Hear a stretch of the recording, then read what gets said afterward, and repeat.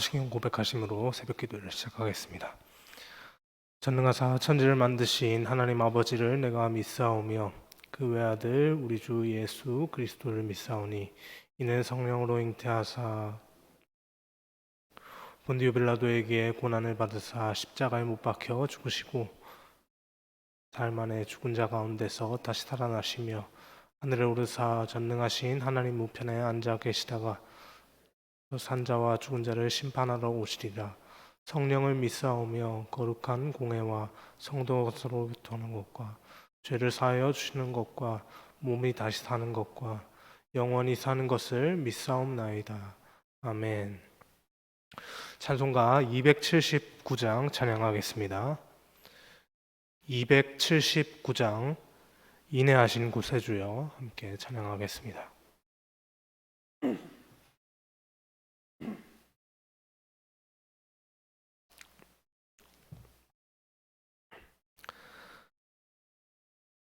인내하신 구세주여 내가 비오니 죄인 오라실 때에 날 부르소서. 주여 주여 내가 비오니 죄인 오라실 때에 날 부르소서.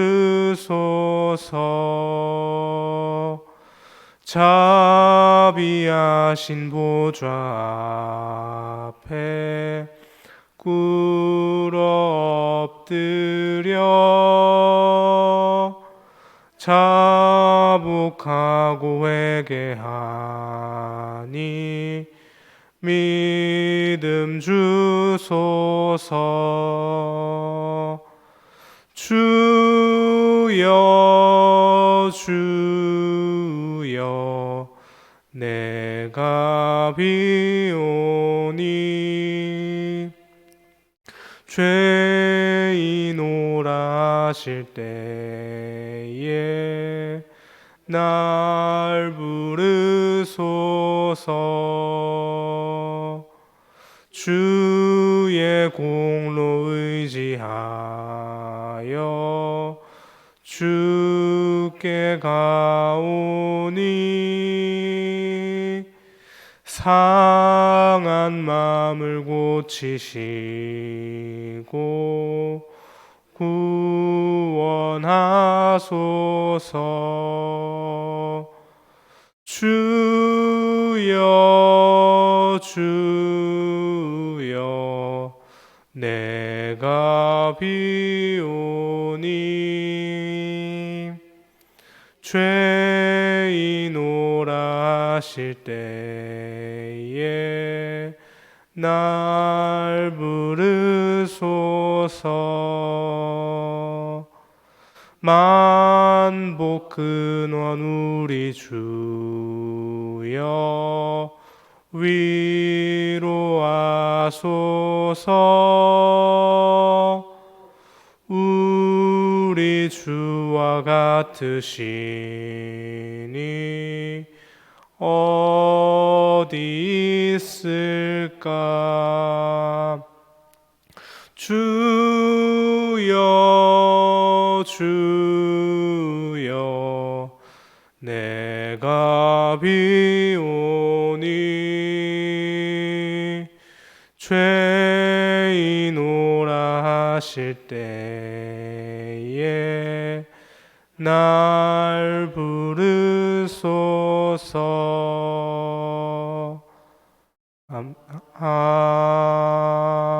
아멘. 아멘. 오늘 보실 하나님의 말씀은 사무엘하 12장 1절에서 14절까지의 말씀입니다. 사무엘하 12장 1절에서 14절까지의 말씀 함께 교독하여 보겠습니다.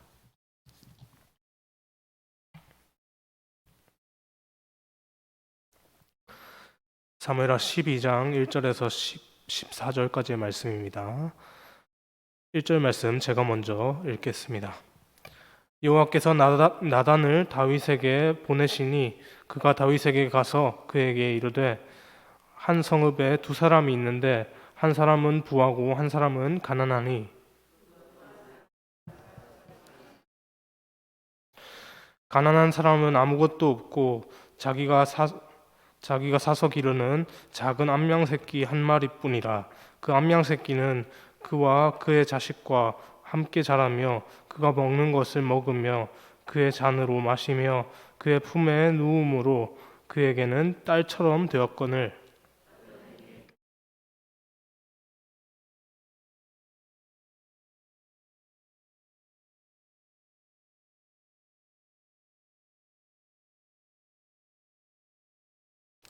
다윗이 그 사람으로 말미암아 노하여 나단에게 이르되 여호와의 살아계심을 두고 맹세하노니 이 일을 행한 그 사람은 마땅히 죽을 자라.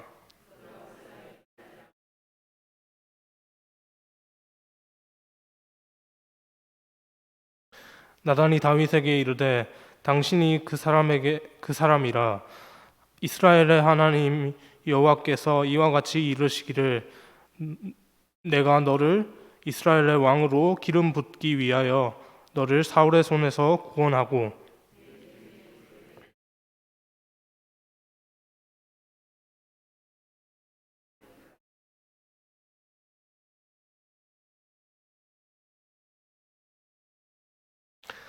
그러한데 어찌하여 네가 여호와의 말씀을 업신여기고 나 보기에 악을 행하였느냐. 네가 칼로 햇사람 우리아를 치되 암몬 자손의 칼로 죽이고 그의 아내를 빼앗아 내 아내로 삼았도다.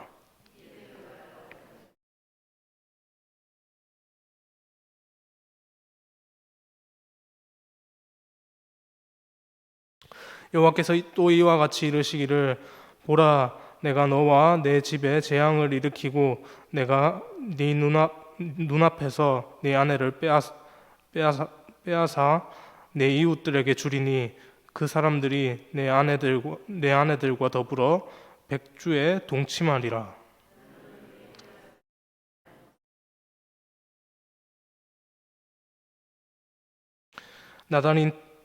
다윗이 나단에게 이르되 내가 여호와께 죄를 범하였노라 하매 나단이 다윗에게 말하되 여호와께서도 당신의 죄를 사하셨나니 당신이 죽지 아니하려니와 이 일로 말미암아 여호와의 원수가 크게 비방할 거리를 얻게 하였으니 당신이 낳은 아이가 반드시 죽으려 하고. 아멘. 할렐루야. 일주일 만에 코로나에서 살아 돌아왔습니다. 네, 아직 목소리가 좀 온전치 않은데 그래도 하나님의 은혜로 함께 말씀을 나누기를 소망합니다. 네, 어제 우리는 밧세바라는 여인의 눈이 멀어서 그렇게 살인 교사를 하는 그 죄를 저지르는 다윗의 모습을 함께 이 새벽 시간에 살펴보았습니다.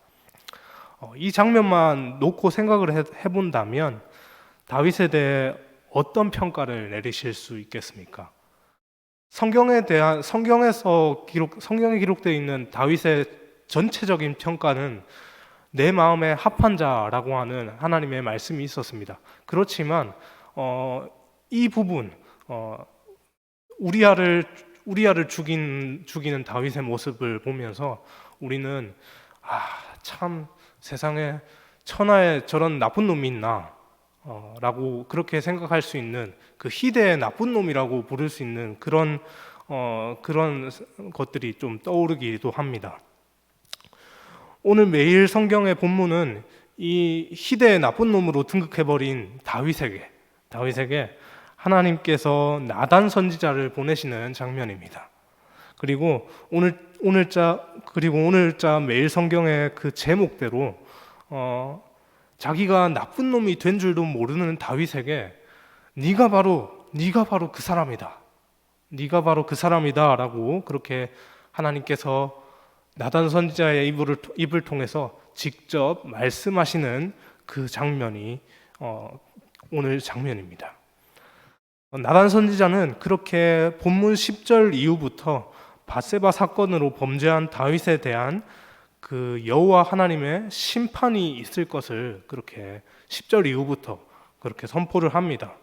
그 어떤 것으로도 자기의 죄를 깨닫지 못하는 그 다윗에게 이제 하나님께서 당신의 말씀으로 징계하시는 장면입니다. 처음에는 다윗이 스스로 알기를 바랬습니다. 하나님께서. 그래서 어쩌면 하나님께서 또 기다리시고 또 다윗이 회개하기를 기다리셨는지도 모르겠습니다. 그렇지만 그런 모습들이 다윗의 모습 속에서 보여지지 않으니 나단 선지자를 통해서 이제는 하나님께서 직접 말씀하시는 장면인 거죠.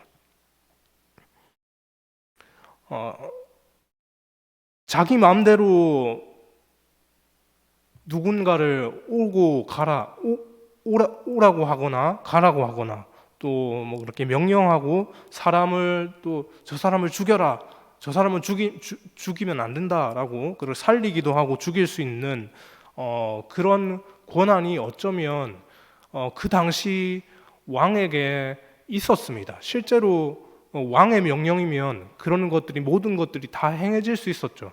그래서 그렇기 때문에 다윗도 그랬고 사울도 그랬고 하나님의 말씀에 앞서서 자기 생각이 먼저 나가니까 이런 여러 가지 범죄함들이 자신의 삶 속에서 일어나게 되었던 것이죠. 그런데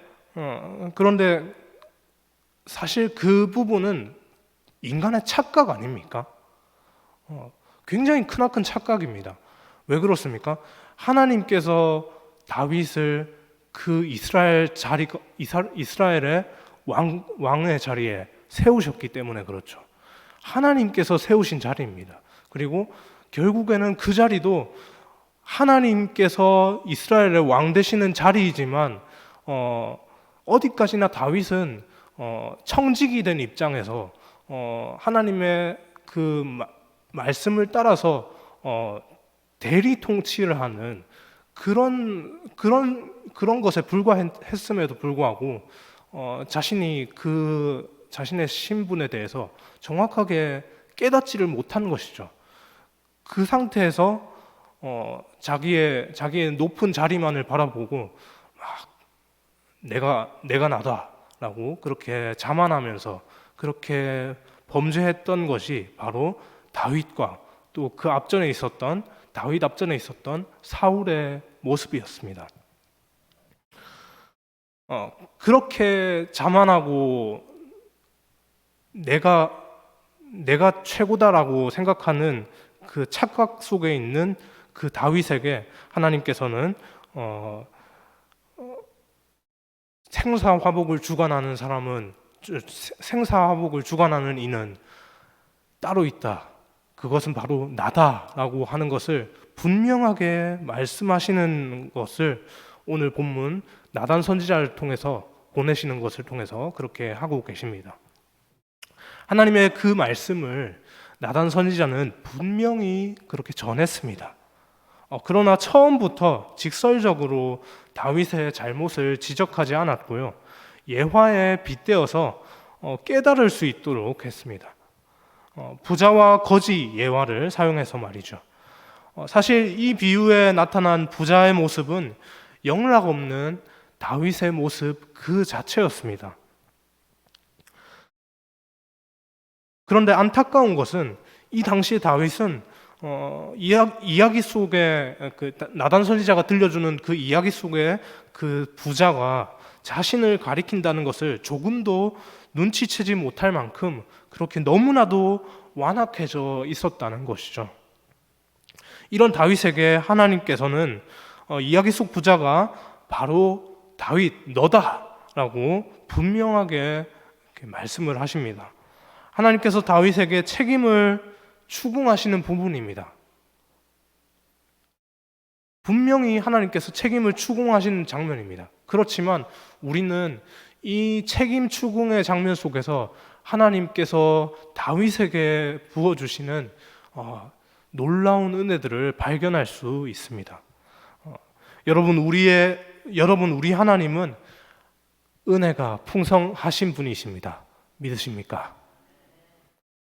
하나님의 그 은혜는 우리의 죄 때문에 결코 줄어들지 않습니다. 줄어들 수 없습니다. 더러운 죄를 완전히 뒤덮어버릴 정도로 그 은혜는 너무나도 큰 것입니다. 우리가 어떤 큰 죄를 짓더라도 그것을 뛰어넘는 하나님의 크신 은혜가 우리를 덮으실 것입니다. 하나님께서는 그 은혜로 우리에게 다가오셨습니다. 바로 예수 그리스도의 그 십자가 보혈의 능력 아닙니까? 자기가 얼마나 나쁜 놈인지도 모르는 오늘 다윗의 모습이 어쩌면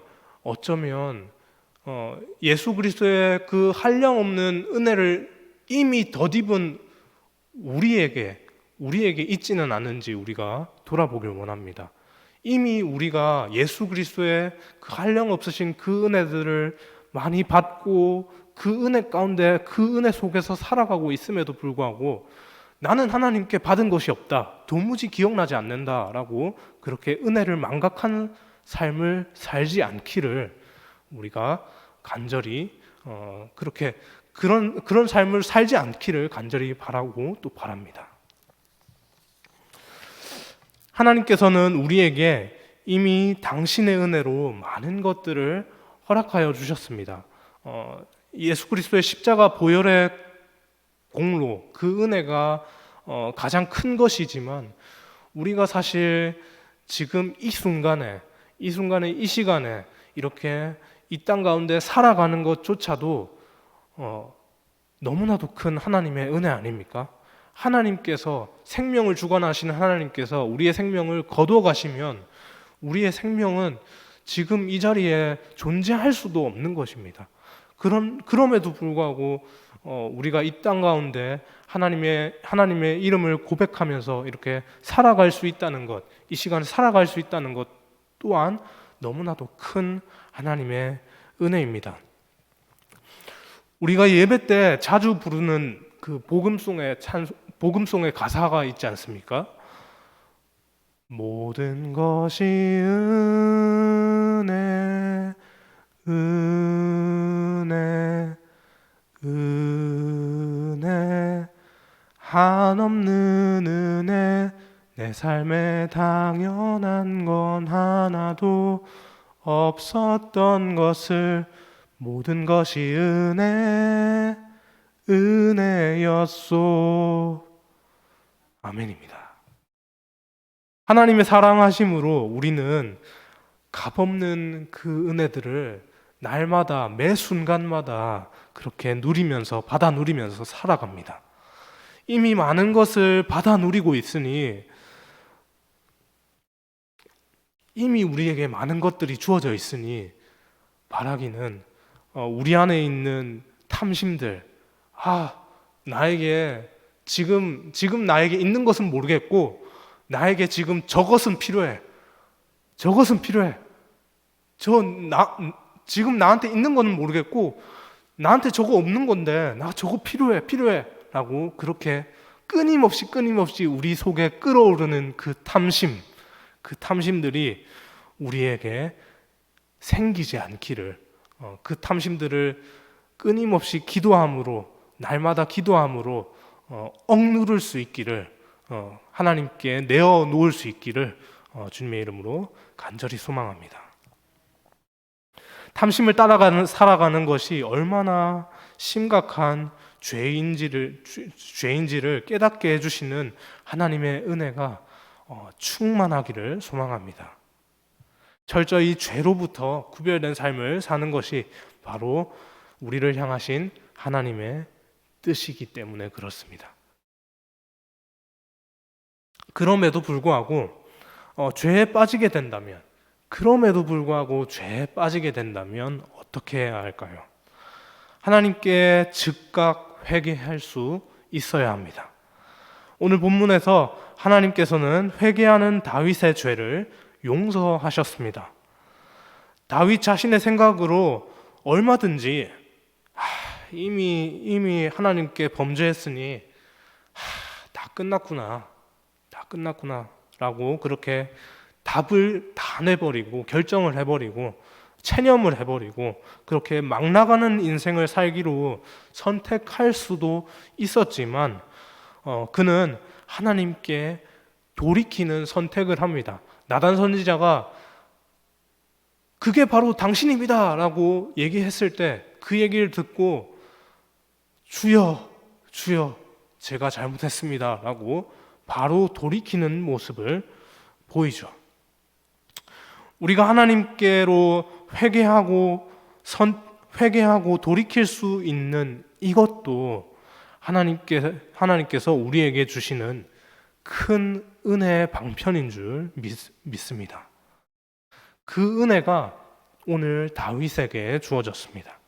다윗은 자신이 범죄했음에도 여전히 은혜로 덮으시는 하나님께 더 이상 지체하지 않고 즉각적으로 회개하는 반응을 보였습니다.